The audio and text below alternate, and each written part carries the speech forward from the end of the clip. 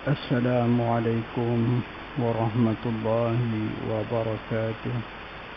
إلى حضرة نبينا محمد المصطفى رسول الله صلى الله عليه وسلم، ولكل أرواح آبائنا ولأمهاتنا ولجميع المسلمين والمسلمات شاء لهم الفاتحة. أعوذ بالله من الشيطان الرجيم. بسم الله الرحمن الرحيم. الحمد لله رب العالمين الرحمن الرحيم مالك يوم الدين. إياك نعبد وإياك نستعين. اهدنا الصراط المستقيم صراط الذين أنعمت عليهم غير المغضوب عليهم ولا الضالين. آمين.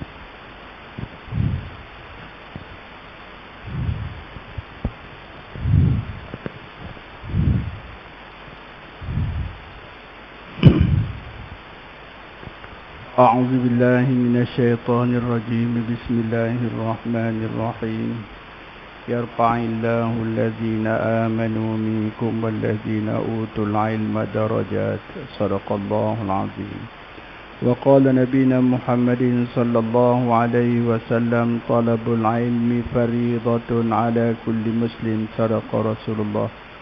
الحمد لله رب العالمين وبه نستعين على أمور الدنيا والدين. صلاة وسلاما على رسوله الكريم وعلى آله وصحبه أجمعين.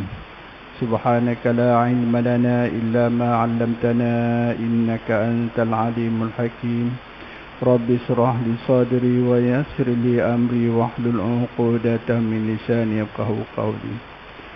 Tuan-tuan yang dirahmati Allah, alhamdulillah, syukur kita kepada Allah Subhanahu wa taala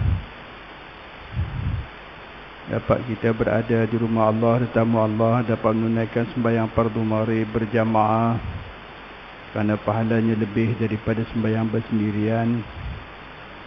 Dan insya-Allah terhapuslah dosa-dosa kita sedikit sebanyak. Ya, dosa-dosa kita akan hilang. Sebabnya kerana sembahyang ini matlamatnya ialah bukan semata-mata untuk memuji Allah, ya, sembah Allah, tapi Allah berikan peluang kita sembahyang itu ialah untuk pengampunan dosa, kifarah dosa kita, mengampunkan dosa. Bila angkat saya tangan takbir Allahu Akbar, Allah letakkan dosa kita di bahu. Dosa-dosa kecil yang kita lakukan punya banyak tu letak di bahu. Kemudian bila kita sembahyang tadi ni, bila kita rukuk, maka dosa kita bertaburan jatuh. Dan bila kita sujud, habis semua jatuh. Ya, kalau tak habis pun nanti tunggu rakaat yang kedua ataupun Allah tambah lagi. Itulah keadaannya. Ya, selagi dosa kita banyak, selagi itu dihapuskan melalui ibadah solat. Jadi sembahyang dengan sembahyang kifarah, maksudnya penghapus dosa-dosa kita. Jadi mudah-mudahan ya kita mendapat rahmat Allah dan kita sembahyang dengan betul. Nawaitu sembahyang kita, ya, selain daripada kita menyembah Allah Subhanahu wa taala, kita mohon keampunan dari Allah. Sebab sembahyang itu juga doa. Jadi bila kita sembahyang tadi ni, kita mengharapkan Allah ampunkan dosa kita sebanyak yang mungkin. Akhirnya, ya, ada orang yang Nabi kata bila dia balik ke rumah daripada masjid, dia bagaikan dilahirkan semula. Maknanya dosa tak ada, pahala banyak, dosa tak ada. Itulah untungnya manusia yang sayang kepada masjid. Tiap-tiap hari dia datang ke masjid. Sampai Nabi menyebut lagi, sembahyang itu adalah kifarah antara sembahyang dengan sembahyang. Katalah kamu, kata Nabi kata, di hadapan kamu ada sungai, dan kamu mandi dengan air sungai itu 5 kali. Bila masuk waktu, mandi. Masuk waktu, mandi. Apakah ada tertinggal lagi kotoran di badan kamu? Sahabat menjawab, tidak ada. Maka Nabi terus jawab, begitulah juga dengan sembahyang 5 waktu. kerana ia menghapuskan dosa-dosa kita. Kita sembahyang maghrib tadi menghapuskan dosa-dosa yang kita buat sebelum asar, lepas asar tadi. Itu juga maghrib nanti pula dengan isyak, dosa-dosa. Dan begitu juga dosa-dosa yang lain pun Allah kumpulkan. Mudah-mudahan kita mendapat rahmat Allah daripada sembahyang yang kita buat. Itulah untungnya sembahyang berjamaah, ya. Sembahyang berjamaah pun ada keistimewaan dia, insya-Allah. Kalau sempat saya akan cakap lagi nanti. Wallahu alam. Babun madmadatun minal laban. Betul. Iaitu nombor 328. Salah. Saya tak ada tanda-tanda ni masih 332. 332. Masalah salam orang kencing, berak dan menjawabnya. Yang ni 332. Okey. Qala al-muallif rahimahumullah subhanahu wa ta'ala wa nafa'ana bi'ulumihi fid dharain aminin. Masalah 332. Memberi salam orang kencing, berak, dia bahasa tak apa nak buat macam mana. Dah ada tulis macam tu. Tuan Syekh kita ni. Tuan Syekh kita ni kawan-kawan lain dengan kita sendiri di kawasan kita. Negeri Perak kita ni. Dia yang menulis ini ialah yang duduk di Lebuk Merbau, Al-Marbau, ya, itu dia. Jadi memang popular. Idris Al-Marbawi yang menulis kamus bahasa Arab Melayu tu. Besar kitab dia. Gitu. Jadi dia ni yang menulis ni, menyusun balik ni semua ni. Alhamdulillah. Tak apalah, kita rasa faham, tak apa. Masalah memberi salam orang buang yang kecil, orang buang yang besar dan menjawab. Dia tengah buang yang kecil, dia tengah buang yang besar. Ya, datang kita bagi salam. Assalamualaikum. Apa hai? Jawab tak? Ya. Nabi tak jawab. Ya, Nabi diam dulu. Bila dah selesai buang yang kecil, selesai semua ambil wudu, baru Nabi jawab. Walaupun orang tu dah tak ada, Nabi pun jawab juga. Kata Nawawi, pada hadis dalam masalah 330 ni,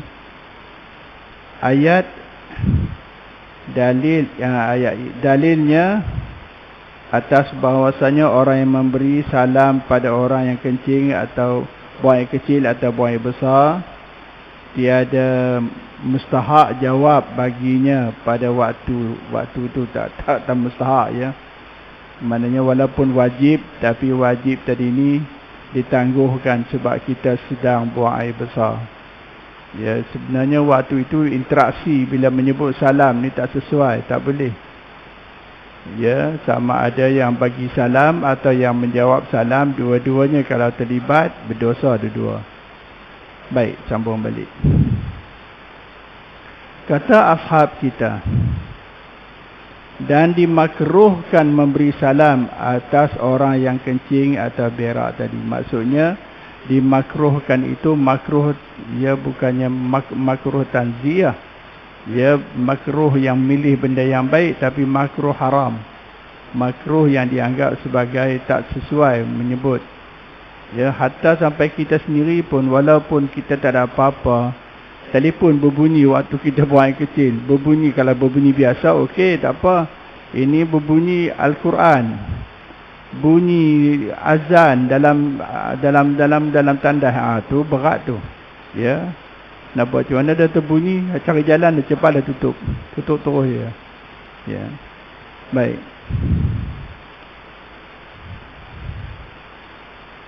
Dan diinfakkan atasnya, kata ashab kita, maksudnya dia akan diberikan ganjaran, ya, ataupun pahala bila mana dia menjawab, tapi bukannya waktu itu belum lagi. Dan dimakruhkan memberi salam atas orang yang kencing atau berak. Dimakruhkan, tak boleh. Bukan makruh ni makruh tanziyah, bukan makruh haram. Ya, makruh yang tidak digalakkan kita melaksanakannya, tak boleh. Orang yang kecil itu berat. Maka jika memberi salam jua ia nescaya makruh dijawab akan salamnya. Kalau dia bagi juga salam pada kita, kita sedang buat yang kecil, ya, biarkan dulu. Boleh jawab salam nanti kita keluar daripada tandas tu, bagi jawablah waalaikumsalam. Allah Maha mengetahui orangnya. Ya, Allah bagi ganjaran pahala kat dia setelah kita jawab tadi. Baik, itu tentang salam, ya. Masalah zikir. Tengah buat yang kecil, buat yang besar dan jima'. Ini 3 masalah. Buat yang kecil, buat yang besar dan juga jima'. Bagaimana? Kata Imam Nawawi, telah berkata ulama, ya, mana ramai ni orang-orang yang berilmu. Dan dimakruhkan bagi orang yang duduk atas tandas atau jamban, yakni kencing atau berak itu, bahawa berzikir dengan sesuatu daripada zikir tak boleh. Tapi dimakruhkan ni bukannya makruh tanzihiyah, ya, maksudnya tak makruh yang boleh pilih mana yang baik, mana yang buruk, mana apa jawabnya. Ini makruh haram. Ya, tak boleh. Baik, jadi zikir apa? Nanti dia akan terangkan lebih. Maka jangan mengucap, ini dia. Maka janganlah mengucap subhanallah dalam tanda, tak boleh. Macam mana kita menyebut ni subhanallah? Subhanallah, zikir kita tu bagus, ya, zikir bagus. Zikir yang kita buat, imam bawa tadi, semuanya mengampunkan dosa kita. Kita kait balik sembahyang tadi. Sembahyang penghapus dosa. Imam bawa zikir 33, 33, 34. Ya, dan semua sekali 100. Pahalanya bagaikan 1000. Kita zikir tu. Walaupun kita hanya 100, tapi Allah gandakan 10 kali ganda, jadi 1000. Tapi syarat kita kena sebut jugalah. Bila imam subhanallah, kita pun subhanallah. Ya, betul-betul lah sebut subhanallah, jangan subhanallah, sebelah. Itu tak betul dah. Bunyikan betul-betul subhanallah, subhanallah. Allahu akbar, Allahu akbar, Allahu akbar. Menyebut betul-betul, memuji Allah tak henti-henti. Ya, sampai habis 33. Berapa? 100. 100 je. Tapi nisbahnya timbangan Allah 1000. Tu imam bawa. Imam tolong kita, bagi peluang kita ikut sama-sama. Pahala sama semua dapat. Tapi bila kita tak bawa, tak ikut, habis. Ya, kemudian bila mana kita baca tadi ni, Allah ampunkan dosa kita. Siapa yang membacanya, Allah ampunkan dosanya, walau sebanyak buih di lautan sekalipun. Itu hebat. Tapi waktu kencing, waktu berak, yang saya terkasar cakap, buang air kecil, buang air besar dalam tandai, ataupun tengah jima' dengan isteri, jawabnya tak boleh berzikir. Nanti dia terangkan lagi macam mana. Nak juga boleh nanti. Ya. Dan jangan mengucap la ilaha illallah, tak boleh juga. Apa mula-mula tadi sebut dia? Subhanallah. Nanti ada huraian lagi panjang nanti. Kemudian tak payah saya hurai dulu. Dan jangan memberi salam. Tak dibenarkan kita memberi salam waktu dalam tanda atau dalam tengah jima'. Ya. Tak boleh. Tapi nak kata apa, kan orang bagi salam, kita ketua kampung. Duduk-duduk di rumah, orang rumah terbakar. Assalamualaikum, tu ketua. Assalamualaikum. Apa hal kita? Yalah, awak tu. Yalah, keluar. Ya, nak buat macam mana? Dan kita waalaikumsalam. Padahal kita tadi dalam keadaan berhadiah besar. Ya. Bila kita melakukan hubungan kelamin suami isteri, maknanya kita sudah berhadiah besar. Walaupun belum over lagi game tak ke mana-mana lagi, baru nak mula merancang ya. Ya. Barulah katakan baru sampai haspah. Ni minta maaf cakap lain ni dah terlajak dah. Ya, sampai kepala. Sampai masuk takat tu dah. Dianggap dah melakukan hubungan hubungan jima sama isteri. Wajib dua-duanya mandi wajib. Ya, tiba-tiba orang bagi salam. Kelang kabut lah kita keluar lah, nak buat macam mana? Ya, pergi tengok kerja. Apa hai? Rumah Pak Long terbakar. Lekas tolong, jom. Dia pergi tahu ke polis. Kita cukup. Kelang kabut. Telefon pula. Yang lepas tu pergi. Tengok-tengok tinggal tiang lagi habis dah. Ya, lambat. Nak buat macam mana? Baiklah. Jadi jangan berkata, apa tadi, menjawab bersin belum. Jangan memberi salam, tak boleh. Dan jangan ia menjawab bersin orang, tak boleh. Ni. Ya, bila bersin alhamdulillah, tak boleh.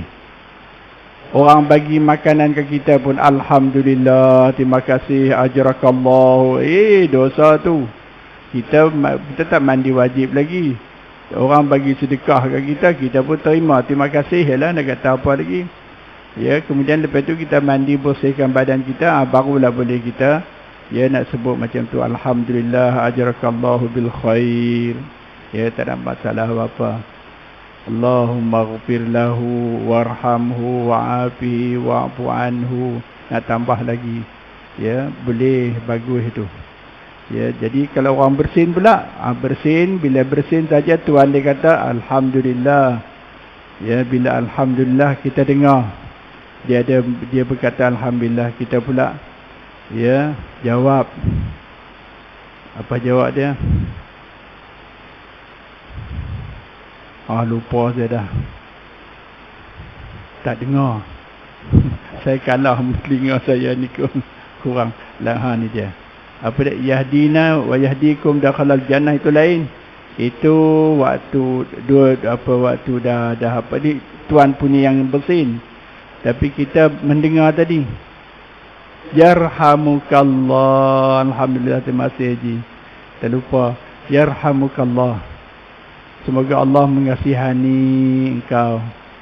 Itu dia. Kita menerima kita alhamdulillah, segala puji bagimu ya Allah. Yang kedua, seng lagi alhamdulillah. Boleh. Kita pun yarhamukallah. Dia pula kata yahdina wa yahdikum dakhalal jannah. Ada lagi yang ketiga, menjerit lagi. Kita pun jawab lagi. Kena yang keempat, lagi yang keempat, diam. Itu bukannya baik dah, tu penyakit tu. Tu sah dah. Dia dekat 3 kali ya. Yang pertama, yang kedua, yang ketiga, cukup. Dan jangan ia mengucap alhamdulillah, tak boleh juga. Bila dia bersin alhamdulillah, orang bagi makanan, dia pun mendoakan orang tu alhamdulillah, ajrakallahu bil khair ataupun jazakallahu bil khair. Semoga Allah balas kamu dengan kebaikan. Kadang-kadang orang tu seronok dengar kita baca tu, dia esok dia main lagi, bagi lagi. Dia dengar lagi. Esok dia datang lagi, dengar lagi. Lama-lama dia pun cari jalan hafal. Dia bagi dia pula gitu juga, alhamdulillah, jazakallahu bil khair. Ya, pada yang tu doa aja. Bagus itu ya. Baik. Apabila ia bersin alhamdulillah. Ya. Dan jangan pula berkata seperti kata orang yang menurut menjawab kata orang yang bang. Ni ya. Jadi ikut saja Allahu akbar, Allahu akbar. Dia pun Allahu akbar, Allahu akbar. Tak boleh diam ya. Sebab kita tak mandi wajib lagi. Ya, tak mau. Ini bagi orang yang ada besar lah ni. Kalau ada kecil tak apa. Kalau ada kecil azan tadi tak apa, boleh. Ya, begitu juga apa nama bersin tadi pun boleh. Yang ni bang ni pun ya memang baik kalau boleh. Kita ikut ya azan dia.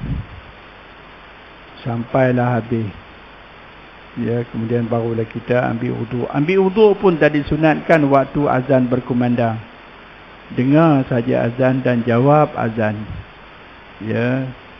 Kalau kita bersembang waktu azan berkumandang ataupun kita ambil wudu bimbang, khif zawalul iman. Dikhawatiri takut gugur imannya. Tak mampu dia nak menyebut syahadah la ilaha illallah pun dia tak mampu. Dia berat lidah dia nak sebut, tak mampu. Pasalnya dia bersembang waktu azan berkumandang. Nabi SAW bila azan berkumandang tengah bersembang dengan siapa? Dengan Abu Bakar As-Siddiq, ya. Abu Bakar bila azan berkumandang, tengah-tengah sembang tu belum lagi, tengah sembang lagi lah.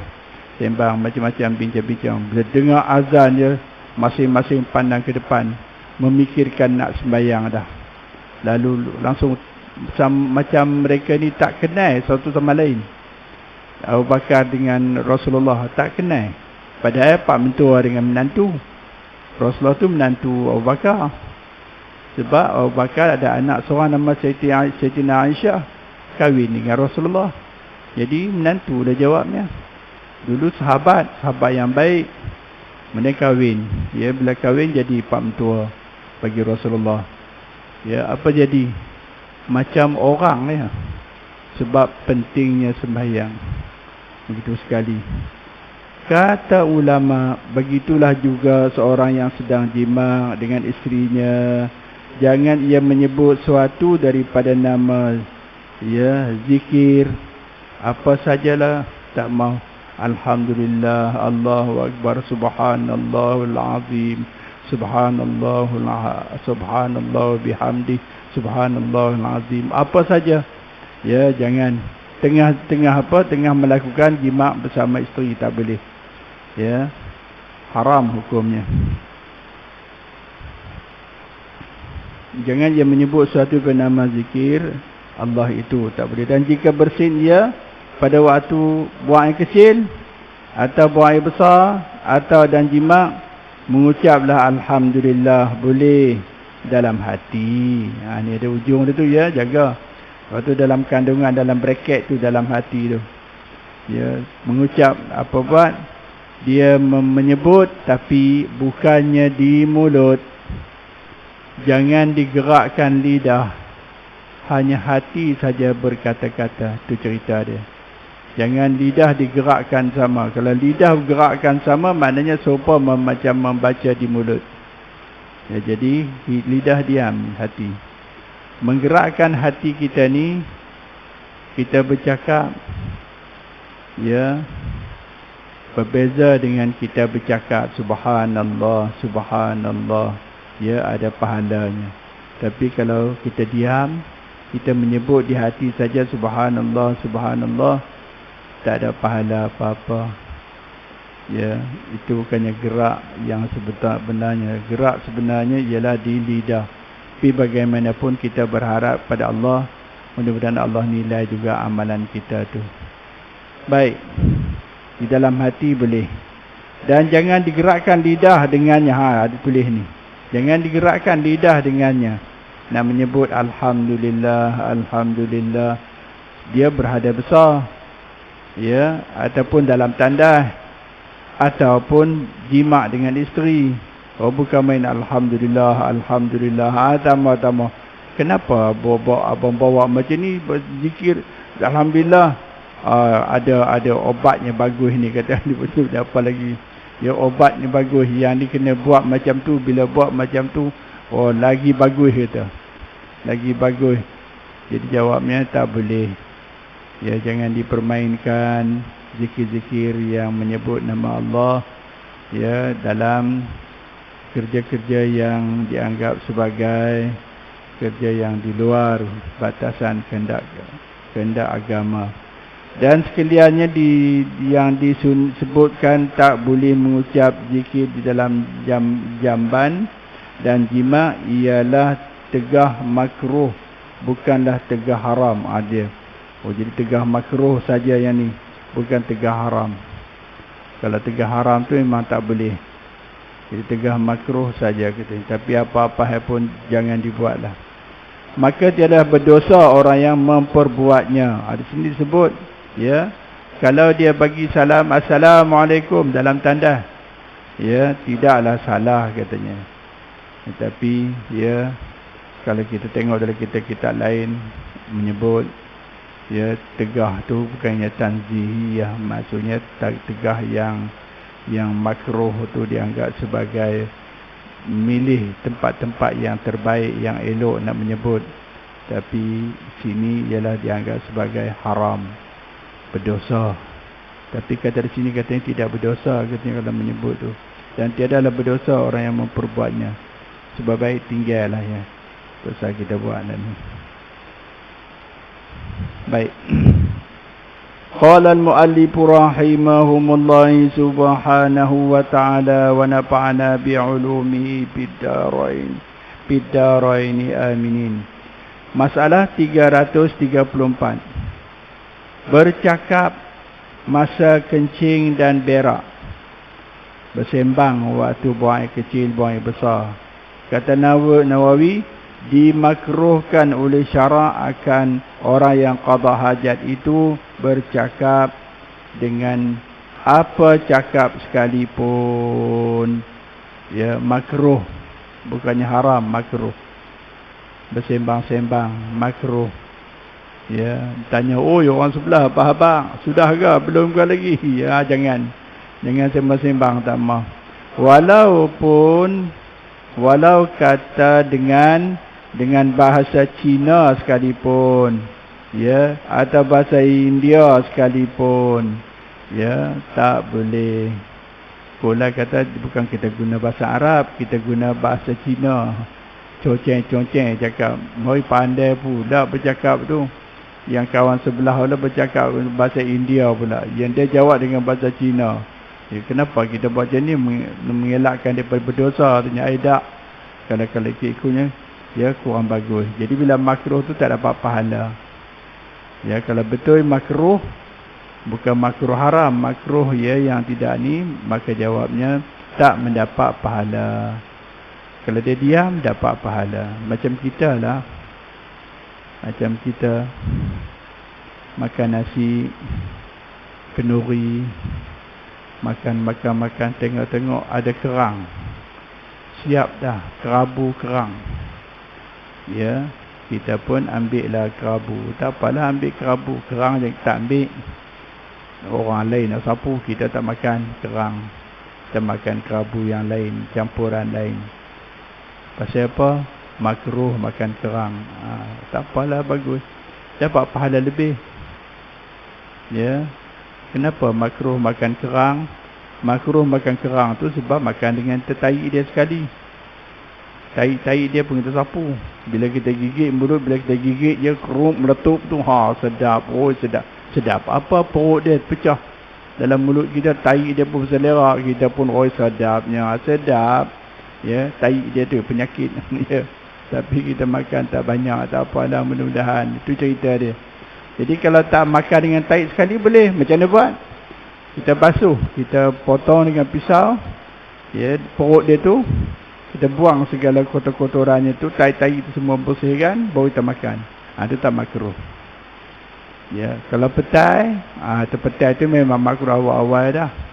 Bawang kita makan rata. Bagus bawang putih.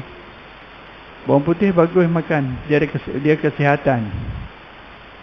Bagusnya kalau boleh sehari makan 3 ulas cukup lah. 3-4 ulas, 5 ulas ke makan. Yang bagusnya mentah-mentah tu, kunyah tu makan.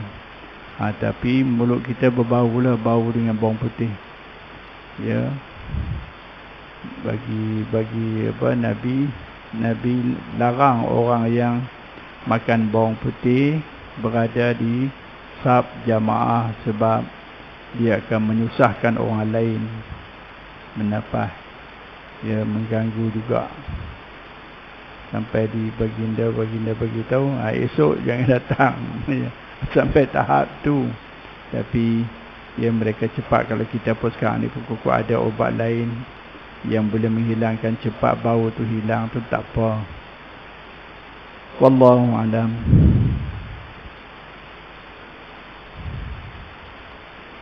Menteri pun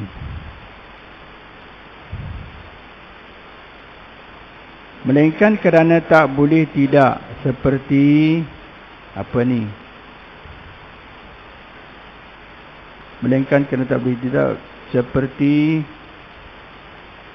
menampakkan ya orang buta hampir jatuh telaga. Kalau ada orang buta yang nak jatuh telaga, dia berjalan, dia tak nampak, kita pun menjerit.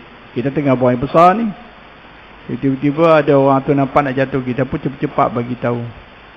Dia menjerit, kita pun kata je, beritahu ke dia, jaga depan, nanti jatuh tu, parit tu ada tu, telaga situ ada tu. Ya.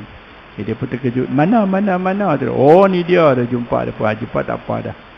Ya, jadi boleh kita cakap diharuskan, walaupun kita tengah buang air kecil atau buang air besar. Jika tiada bercakap,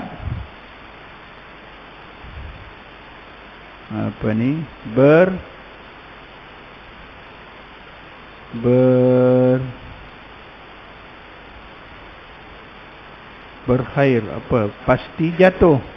Kalau tak khabar, kalau tidak bercakap, berkhabar maknanya menjerit, bagi tahu ke dia supaya dia faham, pasti jatuh, dah tentu dah, atau terhentam ke dinding, terentuk ke dinding atau sebagainya. Yang ni boleh, tak apa kita bercakap. Ya, ini dia. Dan seperti nampaknya ular atau kala menuju ke arah seorang yang tak ada nampak kalanya, dia tak nampak ular datang kepadanya, ya, atau lain daripada seumpama demikian itu, maka bercakap pada tempat-tempat yang sebegini, ya, tiadalah makruh, bahkan wajib. Ya, wajib. Dia nak nyeberang jalan raya katakan, ya, kita kena bantu. Kalau kita pergi ke masjid, kita bawa dia di iringan yang kita senang. Ya, jalan raya ni bahaya. Ya, kereta bukannya nampak, yang nampak dereba dia. Aku takut dah dereba tak nampak, habis dia rempuh pada kita. Wajib pula, maka tahulah kita akan makruh bercakap waktu berak dan kencing itu ialah waktu ikhtiar, yakni waktu yang tiada menjadikan tak dapat tiada berkata seperti dalam tadi, di atas tadi. Maksudnya kalau misal kata boleh elak, kita elak. Kalau tak boleh, ya kita cakap. Tapi kalau dah nampak orang tu, nampak dia berlalu juga tepi jalan tu, kita pun kena menjerit lah, beritahu, nanti dulu kata, nanti dulu, kereta ada dulu. Ya, kalau dia mau ikut cakap, selamat kita. Ya, sekurang-kurangnya kita dapat pahala, walaupun kita tengah buang air besar, buang air kecil. Inilah mazhab kita Syafi'i dengan mazhab kebanyakan ulama, ya. Apa yang disebut ni, itu cerita dia.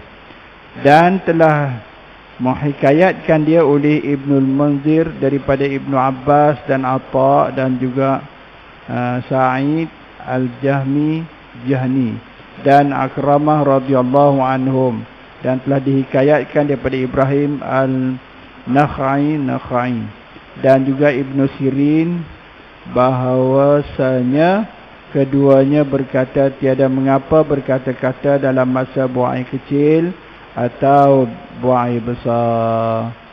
Tapi syaratnya itulah benda yang terpaksa kita mustahak sangat, kalau tak cakap mungkin nanti berlaku malapetaka dan sebagainya, kesukaran.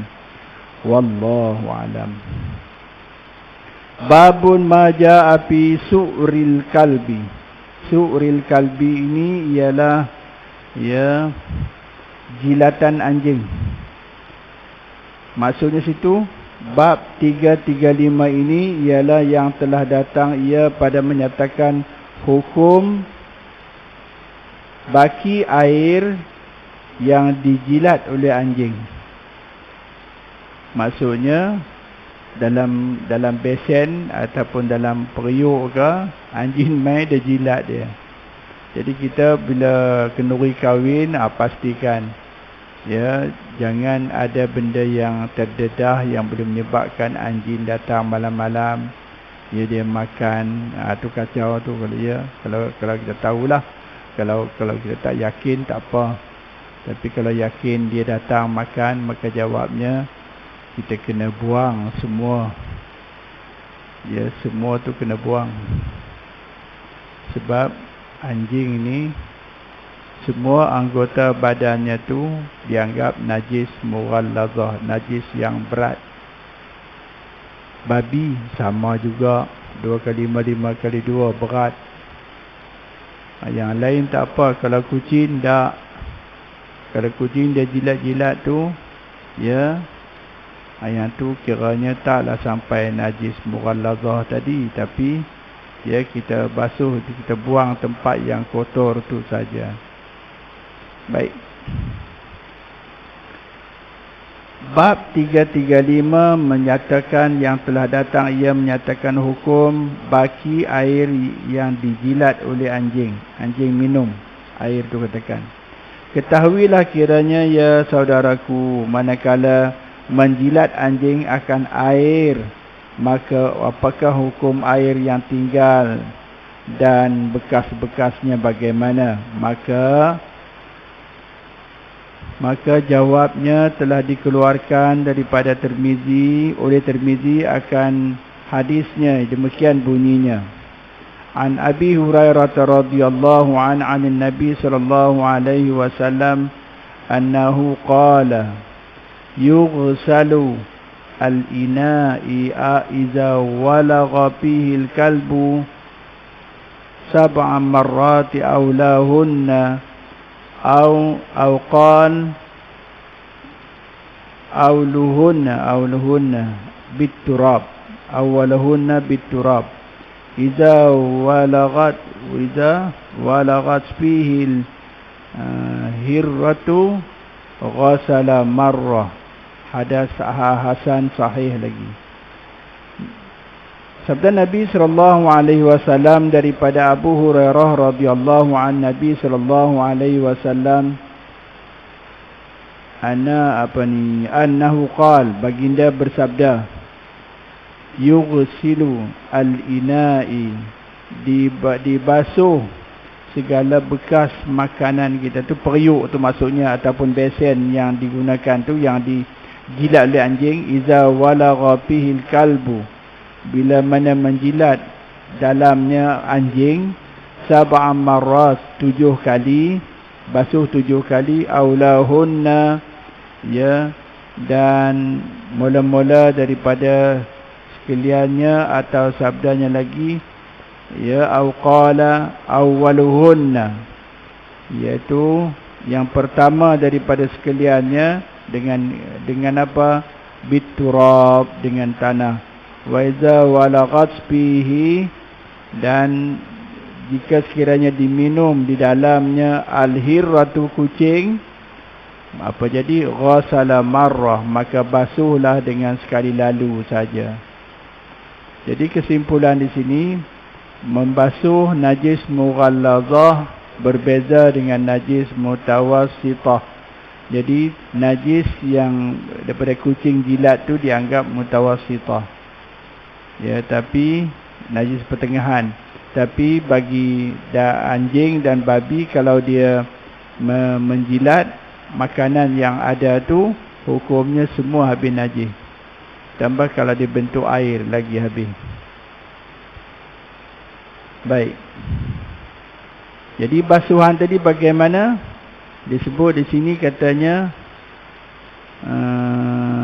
diriwayatkan daripada Abi Hurairah radhiyallahu an Nabi sallallahu alaihi wasallam bahwasanya bersabda, ia dibasuh bijana apabila menjilat atau minum di dalamnya oleh anjing, 7 kali basuh.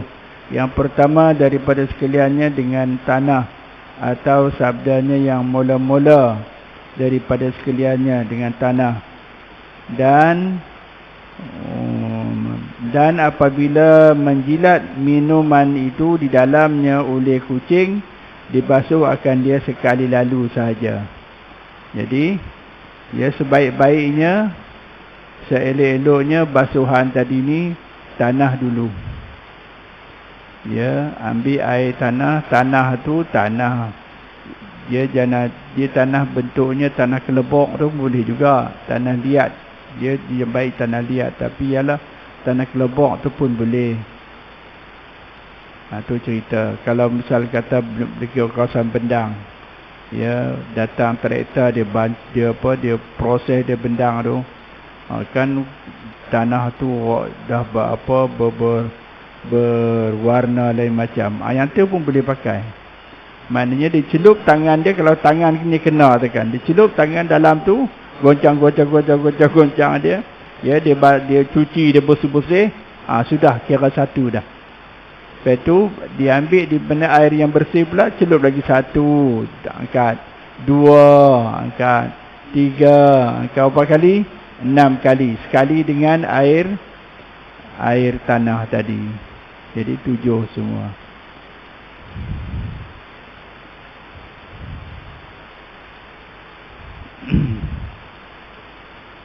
Dan ada juga ulama mengatakan di sana boleh kita basuh dengan air dulu, kemudian baru ke tanah.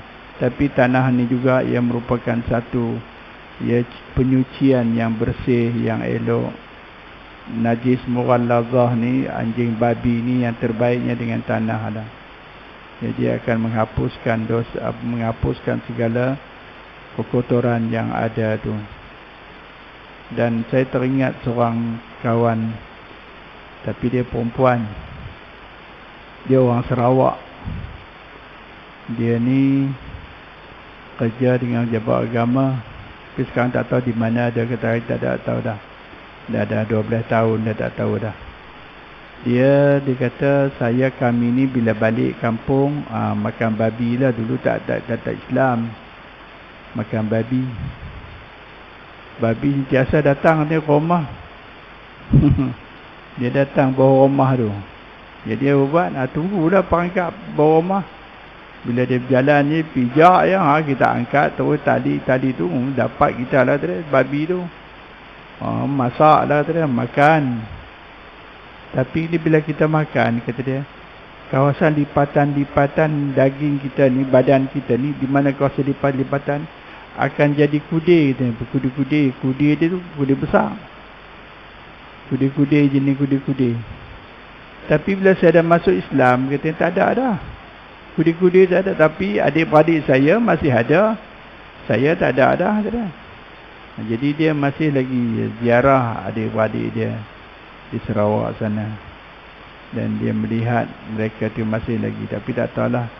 Dah masuk Islam dan semua tak tahu lagi. Satu bukti dia. Rupanya babi ni Tuhan larang kita makan. Panggil dia pun tak senonoh. Lepas tu pula tengoklah ada penyakit. Bila kita makan, dia membawa kepada kudir bernanah di tempat ni celah-celah jari kita ni pun ada. Di sini pun ada katanya. Di mana-mana celah-celah tu, situ dia ada kudir tu. Itulah yang membahayakan kita. Jadi elok juga ada kita pun Allah larang makan. Ya, cuma kita bimbang kukuh kita termakan tanpa disedari. Jadi satu hari dulu pernah berlaku, orang ramai beli nasi lemak dia. Perempuan pakai selendang lawa. Kemudian Cina pun berbaris juga nak beli. Ada seorang Cina tu, perempuan tu dia menjerit. Dia bercakap, yang menjual tu orang Indonesia, Indon. Ya, dia pakai selendang lawa, tutup, cantik lah. Bukan cantik apa, cantik menutup aurat. Jadi Cina perempuan ni kata, lu jangan lupa saya mau itu daging babi tau. Dia cakap daging babi.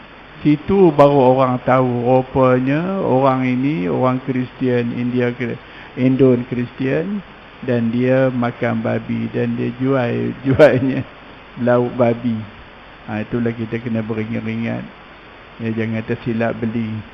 Satu lagi, pernah kawan saya seorang lagi, dia mesyuarat jawatan kuasa dia. Kemudian bila habis mesyuarat ada jamuan makan. Jamuan apa? Makan sate. Sedaplah sate makan. Ya. Satu hari dia pun mesyuarat nak makan sate juga. Kemudian tempah kepada kawan dia tu, kawan orang Indon dah. Tempah-tempah. Rupanya mesyuarat mereka habis awal, sejam lebih awal. Jadi kena pergi turut ke rumah dia. Nasib baiklah ada yang kenal. Pergi rumah dia. Pergi ke rumah dia nak ambil, nak bawa pergi ke mesyuarat, nak makan awal. Tengok-tengok bila sampai-sampai bagi salam, ya kawan dia pun jawab bagi salam, tak tahu lah Islam ke tak ke macam mana. Tapi tentang salam tu pandai jawab. Di muka pintu rumah ya, sambil jalan-jalan terkejut je pun mereka tengok apa dia, kepala kucing 3-4 kepala ada. Rasanya mungkin depa ni buat sate kucing ke. Langsung balik je lah. Balik, lepas tu bagi tahu tak makan, kata kita tengok di rumah dia ada sate, ada kucing, kepala kucing hidup-hidup, kepala kucing elok lagi, baru lagi dah. Tentang sembelih dia kucing apa ke dah. Terus makan dah, kita dah tinggal lah, tak mah. Kita tak tahu tapi tak tanya pun. Tinggal gitu lah, tak jadi tak makan pun. Gitulah ya, jadi kita beringat lah supaya makan tu biarlah makanan yang halal, yang bersih, selamat kita, tak berdosa kita. Dan insya-Allah hari ini kita sembahyang Isya, Allah akan ampunkan dosa kita. Setiap kali kita sujud tu dosa bertaburan jatuh. Kita sembahyang elok, kita yakin Allah dia mengampunkan dosa kita. Setiap hari kita buat gitu, insya-Allah ya Allah sayang kepada kita, bertambah sayang Allah. Sebab Allah melihat dosa itu bertaburan, hilang dah. Wallahu alam. Al-Fatihah. A'udzu billahi minasyaitonir rajim. Bismillahirrahmanirrahim. Alhamdulillahi rabbil alamin, arrahmanir rahim, maliki yaumiddin. Iyyaka na'budu wa iyyaka nasta'in. Ihdinas siratal mustaqim. Siratal ladzina an'amta 'alaihim ghairil maghdubi 'alaihim waladdallin. أعوذ بالله من الشيطان الرجيم. بسم الله الرحمن الرحيم. اللهم نور قلوبنا بنور هدايتك كما نرت الأرض بنور شمسك أبدا أبدا. اللهم زدنا علما وارزقنا فهما يا رب العالمين. وصلى الله عليه والحمد لله رب العالمين. سبحان الله وبحمده. سبحانك اللهم وبحمدك. أشهد أن لا إله إلا أنت أستغفرك وأتوب إليك. بسم الله الرحمن الرحيم. والعصر إن الإنسان لفي خسر إلا الذين آمنوا وعملوا الصالحات وتواصوا بالحق وتواصوا بالصبر. صدق الله العظيم. السلام عليكم ورحمة الله وبركاته.